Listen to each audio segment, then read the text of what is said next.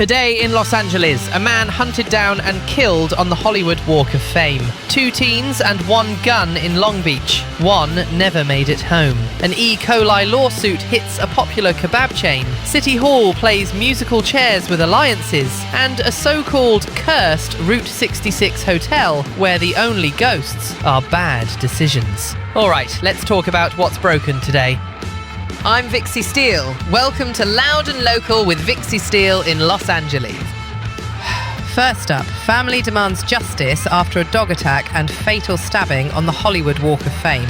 Barry Henderson, 37, chased near Hollywood Boulevard and Las Palmas. A dog set on him, a group surrounding him, one with a weapon, then a fatal stabbing on May 20th. Surveillance caught the chaos. It's brutal, it's fast, and it's exactly the nightmare tourists pretend doesn't happen under the bright stars on the sidewalk. LAPD says 4 suspects are involved, 3 in custody on suspicion of murder, bail set at $2 million apiece, and 1 still out there. The family says it was unprovoked. One suspect, Patrick Randall Perry, the dog owner, was picked up May 28th.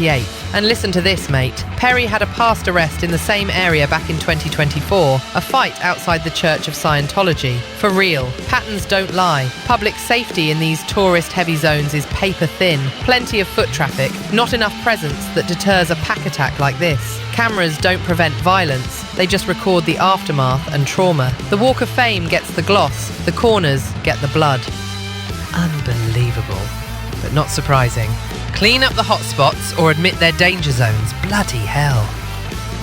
Moving on before I break something. Tragic shooting in Long Beach. A 15-year-old suspected of killing another 15-year-old. May 28th, near Cedar Avenue and Plymouth Street. Shots, panic, a kid on the ground. Rushed to the hospital and pronounced dead. The suspect ran. The next day, May 29th, he was arrested in Lakewood. The case is now with the LA County District Attorney for filing consideration. Yeah, no, I don't want to hear the platitudes. Kids with guns isn't a thought exercise. It's a morgue tag. School counsellors can't outpace bullet velocities. Parents can't outparent a handgun, making the rounds like a party favour. I mean, what fresh disaster is this? A world where the argument on a corner ends with a funeral programme. To be fair, Long Beach PD moved quick, but policing can only show up after a trigger is pulled. Upstream fixes take spine, and City Hall burns that on press releases. 2 kids, both 15. That's not a statistic, that's a birthday that got erased.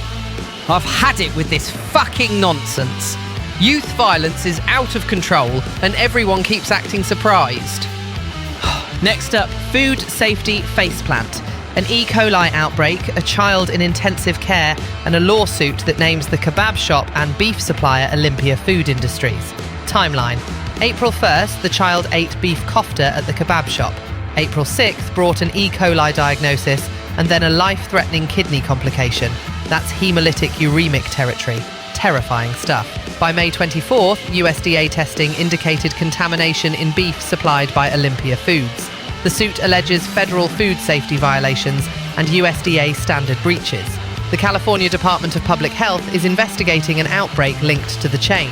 Multiple hospitalizations, mostly kids. The kebab shop says it's cooperating and has paused beef kofta sales. Good. That's the bare minimum. Here's the rub. We've had decades of better protocols, and E. coli still threads the needle when people, processes, or suppliers cut corners or miss alarms. Chain operations stretch across California, Texas, and Florida. 1 weak link, and the whole line gets sick. No neon marketing can sanitize a pathogen once it's past the grill. Check receipts, check freezers, and if it's beef kofta from that window, toss it. Don't risk a kid's kidneys to save $12. I shouldn't have to say this, but here we fucking are. Food safety first, excuses later. Alright, let's keep this train wreck rolling. Speaking of institutions dropping the ball, City Hall Theatre. Monica Rodriguez, once a thorn in Mayor Karen Bass's side, now suddenly clapping along on the beat. Rodriguez ripped inside safe for slow, messy deliveries, slammed the Palisades fire recovery, and now she's backing Bass in the election. Strategy 101. Get inside the tent, grab a seat, angle for the big chair later. I don't blame the ambition, I blame the whiplash. Meanwhile, there are allegations of electioneering violations floating around Bass's operation. The campaign denies it. Of course it does. That's politics. Always deny, then turn the page. Here's the deal, mate. If this is about getting things done, cool. Show the receipts. Tents down, housing up, services that actually work, and a budget that isn't a bonfire. If this is about optics, save it. The city is not a stepping stone. It's a mess of real people trying not to sleep in a car on Sepulveda. The surprise isn't that alliances shift, it's how fast principles bend when a microphone appears. Call me when people grow a spine. And now, on to another disaster with a little charm. The Aztec Hotel in Monrovia, a Route 66 landmark built in 1925. It's Mayan-themed, despite the Aztec name, because marketing. Rumoured cursed. Reality check says just cursed with bad timing and worse plumbing. When Route 66 got realigned in the 1930s, traffic dropped. By 1933, locals called it a white elephant. Over the decades, money woes, legal tangles, and a carousel of owners. In 2012, Chin Han Chen bought it out of foreclosure. Today, it sits closed, listed at $15 million, waiting for someone with cash and patience to honour the bones. Recent tours found 0 ghosts. Sorry, thrill seekers. But the history still hums.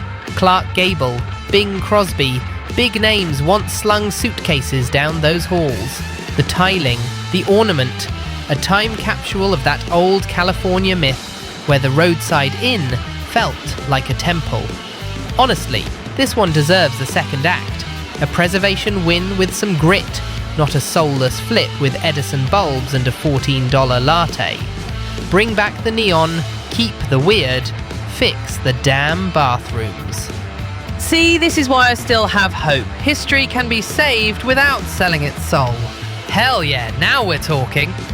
Quick recap before the blood pressure spikes again. Hollywood needs visible, consistent safety where the tourists actually are, not just press tours. Long Beach needs upstream intervention before a mother is picking out a casket, not a statement after. Food chains need to treat safety like sacred scripture, no shortcuts. City Hall needs results, not rival fan clubs. And the Aztec Hotel, give it a real shot, not a cheap ghost story.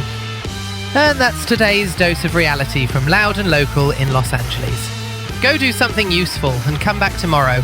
We're leaving it at that because I'm fucking exhausted.